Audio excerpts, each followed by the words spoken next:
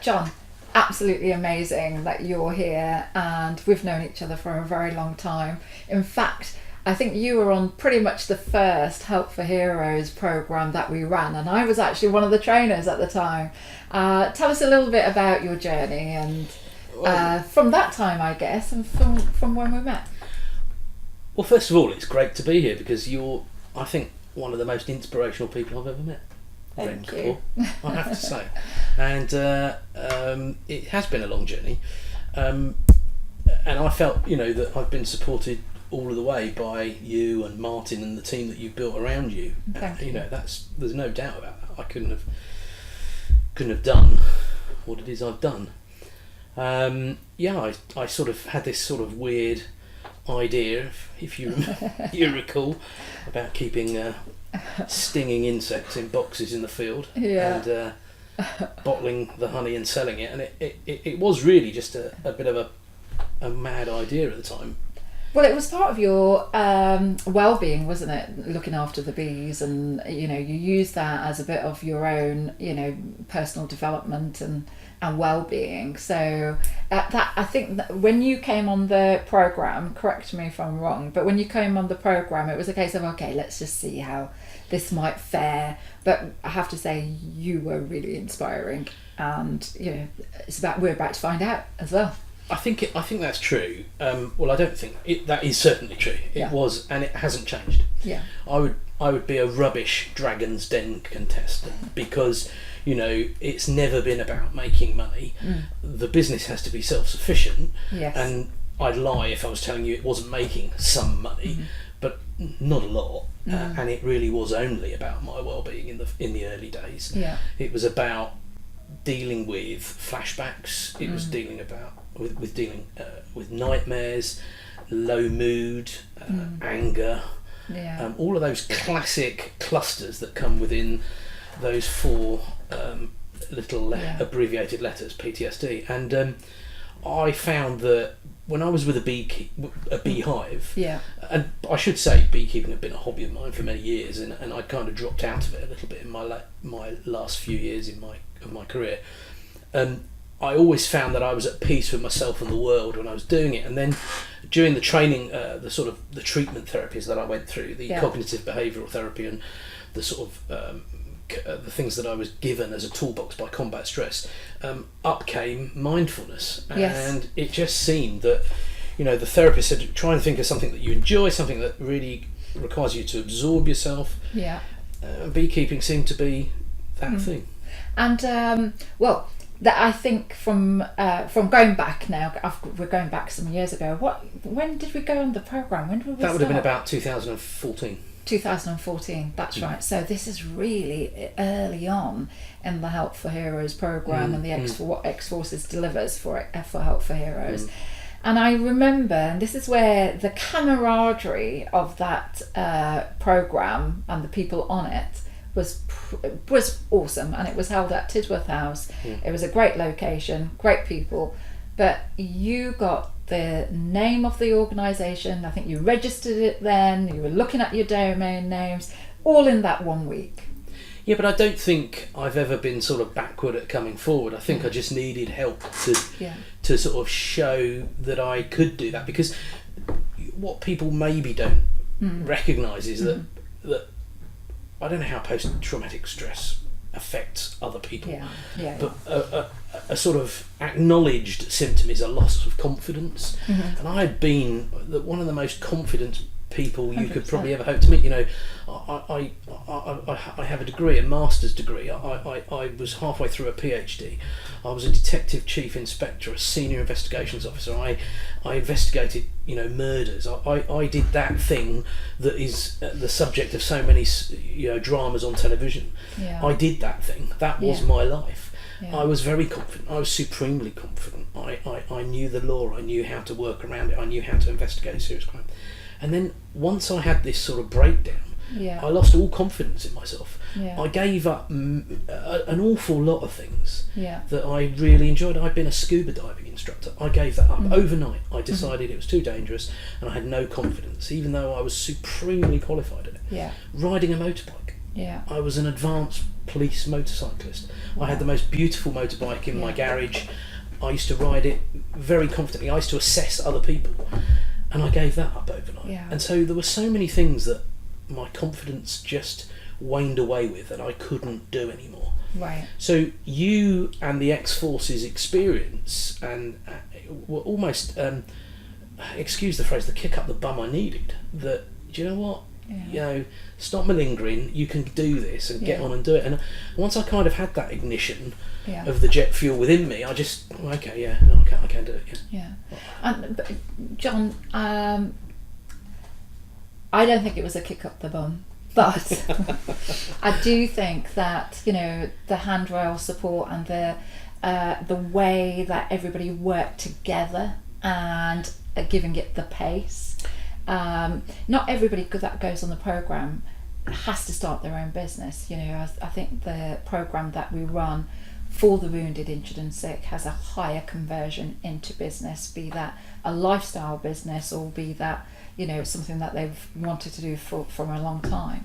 But I think it's more about actually giving some of the skills, but really, if you break it down, it's redefining your purpose. Would you say that that's what a lot of the delegates got out of it, some of your colleagues that went through it? Without a doubt. Absolutely, that is exactly what they got, redefining your purpose. And I remember quite a defining moment on the course when, you know, I used to take sound bites and ideas from others, and likewise I gave them as a chap who I still keep in contact with, Don Hodgson, who's become a very good friend of mine. And Don was a warrant officer, medicaled out of the service due to serious injury. I think he had been commissioned. Don, funnily enough, now keeps bees. I've taught him to keep bees. But Don at the time was thinking of setting up a camera sort of photography business. Excuse me, photography business. But wanted to also, he wanted to do that. His wife wanted to do run a B&B somewhere in the Lake District. That's right. I remember it well. And it sort of came to me. Well, why don't you run photography weekends at the B&B in the Lake District? And he sort of looked at me and said, why the hell didn't I think of that? But equally, I got those things from other people. Yes, you know, I think somebody first raised the issue of wedding favours to me. Hang on, that was at the course. I remember. That was on the course. Somebody said, well, why don't you do... That was me. No, it wasn't Red Court. Okay. You have a lot of good ideas, but that one wasn't yours. I think that was the Royal Marine, who now works for... Louis Nethercott. I think it was Louis Nethercott. Yeah. In amongst all of his Royal Marine language that no one understands, he came up with that idea. Which is fantastic. And you do wedding favours all the time. Yeah, and they seem to work very well. People like. Yeah, which is really fantastic. Now, there's a quote that you've said, and I've heard you say this before, is that, you know, there's only so much honey that can be produced. So it's about diversification. Mm-hmm. How's that going? Yeah, that seems to be... I think I got that right. Wedding favours is really another example. I came up with this whole sort of business strategy around selling less honey for more money. And wedding favours is one of those things. You know, you can sell a wedding favour for the same price as you can a full jar of honey, just because you put a bit of cloth and a little drizzler on it and made it look lovely and twee. And there are many other ideas, but I've branched into, for instance, training. Mm-hmm. I train new beekeepers. I sell equipment. I take my bees to other parts of the country to pollinate crops and charge for that service. Fantastic. They don't fly there themselves, they go in on the Land Rover. But diversification has to be right for me, because one beekeeper can only run a finite number of hives. Right. You can have a bad year where your bees don't produce very much honey, so you have to have a backup plan to bring income into the business. Right, so you just mentioned you can have a bad year. You had an extremely bad year when it was the weather. Indeed. Tell me about first that. Year. Your first year, I remember it. It almost wiped me out. I'd spent all of my money that I'd sort of set aside from our family budget to set the business up on some beehives, 15 in total. Mm-hmm. That was the first year. I'd gone from 4 to having 20 hives, so I'd been gifted one, and then I had to buy another 15. And that year in March, Easter, the time when the colonies are building up, we got hit by a storm, and I can't remember the name of it. They give these storms Storm Trevor or whatever it was, came whacking through, and even though I tied the hives down, it blew them all over and killed pretty much all but one of the colonies. Yeah. So it was a disastrous start, Yeah. really. You know what? I picked myself up and dusted myself off. I learned from it. None of the hives themselves were damaged. The colonies were all dead. I wasn't anywhere nearby, so I didn't find out for about 3 days what had happened. So by then it was too late.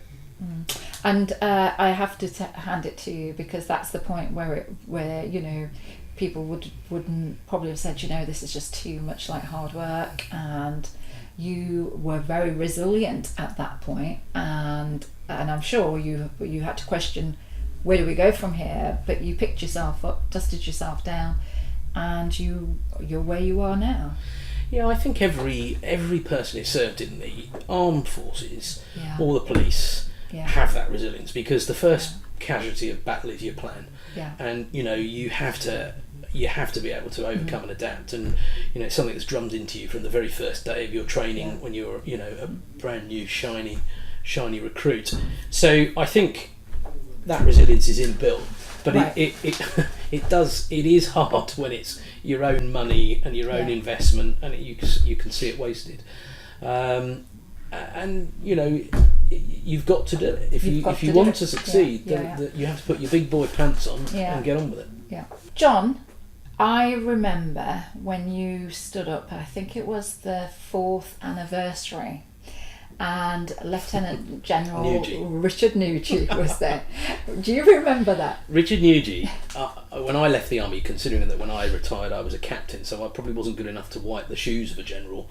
And Richard Nugent and I now stay in touch. He's a lovely chap. He is a lovely chap. Do you remember actually what happened? Go on, do tell the story, because it's amazing. Richard Nugent, as most generals do, and that's probably why they're generals, was bigging himself up about how many staff he had under his command, because he was in charge of all of the staff in both the Army, the Royal Air Force and the Royal Navy. Yeah, I suppose as Chief of Defence people. Chief of Defence people. I think that probably only amounts to about 300 people now, but anyway, nonetheless, at the time it was quite a significant amount, and I sort of listened and thought about that, and so I was asked to say a few words, which was very gracious of you to allow me to do that, because I do talk for England. So I took the microphone and I thought, well, it's about the only chance I'm ever going to get to take the mickey out of a general.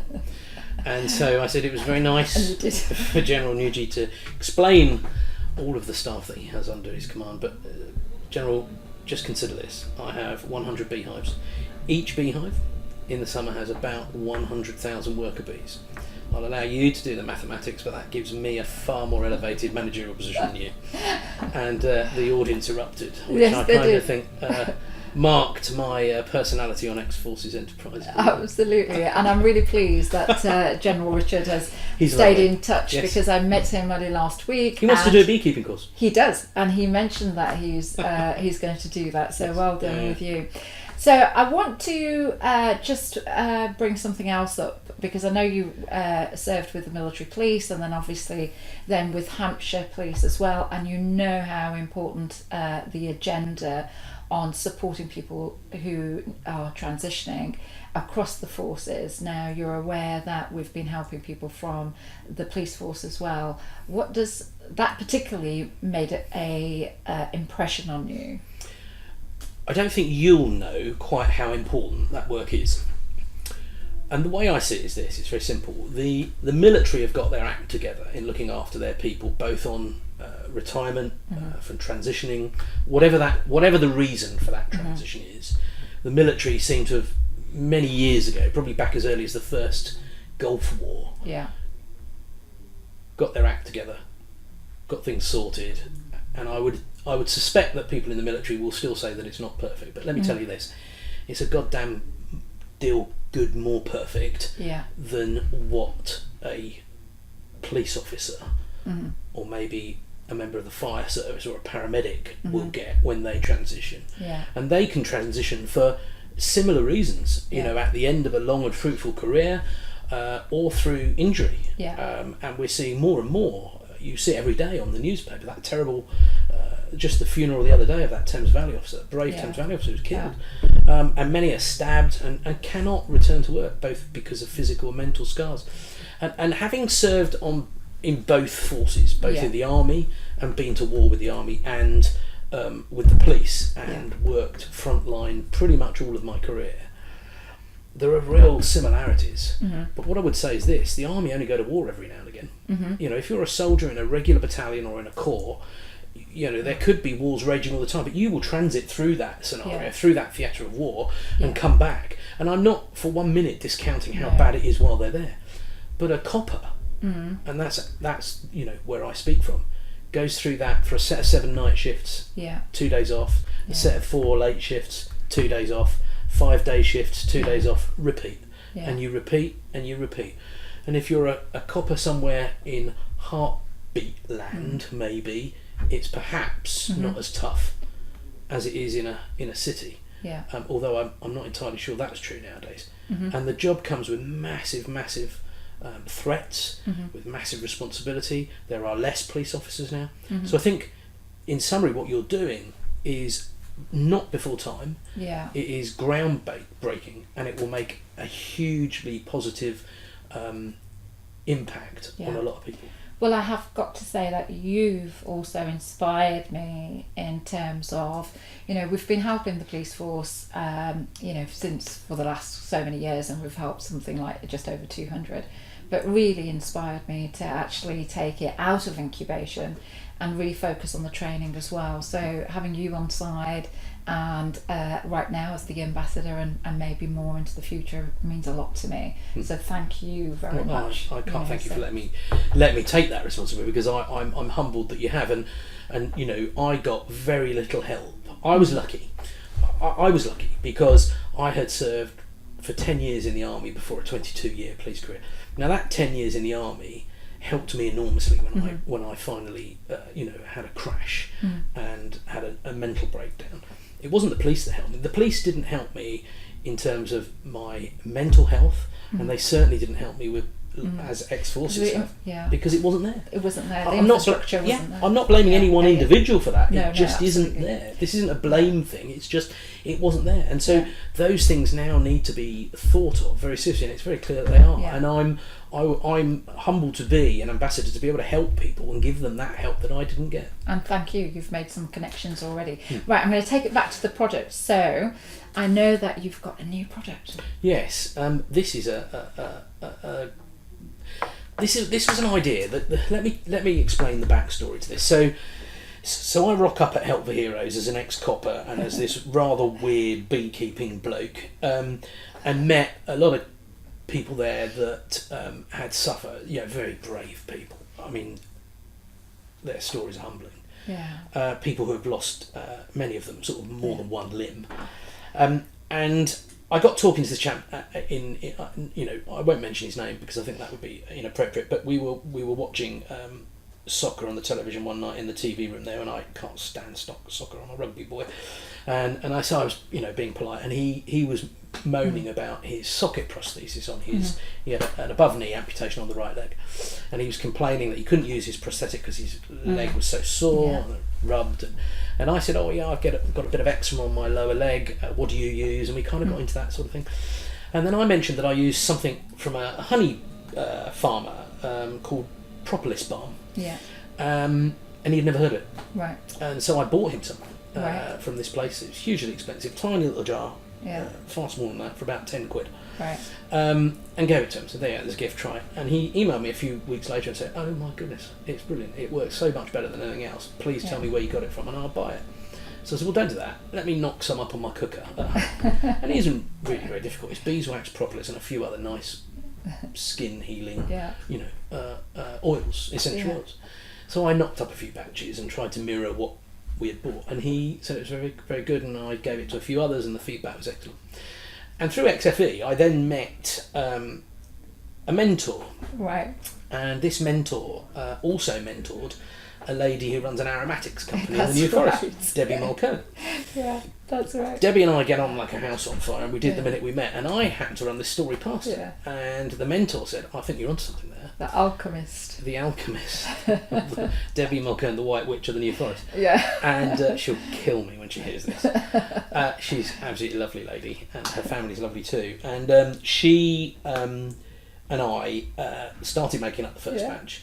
And the idea then was, let's give Help for Heroes a ring and say, why don't you let us sell this and put your logo on it and sell it to raise money? And we started production in...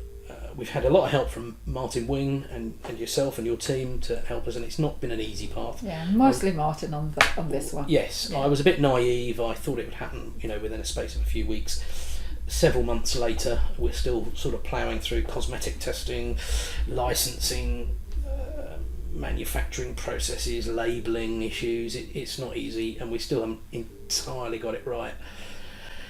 And we now have this product. The contract took ages to sign with Help for Heroes, but we've already sold 500 tins of it. Right. And a minimum of £1 goes to Help for Heroes. So on that basis, Help for Heroes about to get a lumpy cheque for 500 quid, and we've only really been producing it for 2 months. Right. So, is there anything that this is now your opportunity? Is there anything that we could do to help? Yes, all your listeners should go to Amazon and type in Wisp Balm. Wisp is a mnemonic for wounded and injured service personnel. So we really have thought it through. This stuff doesn't just happen. And buy it. And it's great for dry, damaged, cracked skin. I can't make medical claims due to cosmetic testing rules, but it is very good. Great for eczema, that sort of thing. Dry, chapped heels, knees, head, shoulders, knees, toes. And it will make a lot of money for this charity. And it's a sort of circular process, really, isn't it? I've been helped by the charity. I'm now helping the charity. Absolutely. If there was anything else that we could do to support you, is there be anything else that, if I had a magic wand, what would that be? The Euro lottery numbers for 2 weeks ago. Okay, I think if I have those, you might. I wouldn't be getting them. So, yes, I have. I now need to take this to the next stage. I am not a marketing expert. Right. If XFE could run a marketing masterclass and even help me find a marketing expert that can guide people to that Amazon website to buy this stuff, and maybe get me fast-tracked into a multiple that will say, fantastic, we'll have it. We'll have 10,000 units. That's what I need, because it makes money for me. Of course it does. I'd be foolish to sit here and tell you it wasn't. And for Debbie, for Wisp Care Products, which is the company we've built. But the important thing is making money for a charity. And we've got some more ideas. Right, great. So, a masterclass on marketing, we're going to make that happen. But let's get this product out there with a big retailer online. We know who you are. Let's try and do that. Yes, Mr. T. Esco or anyone else of a supermarket ilk, please call me. Or me. Or both of us.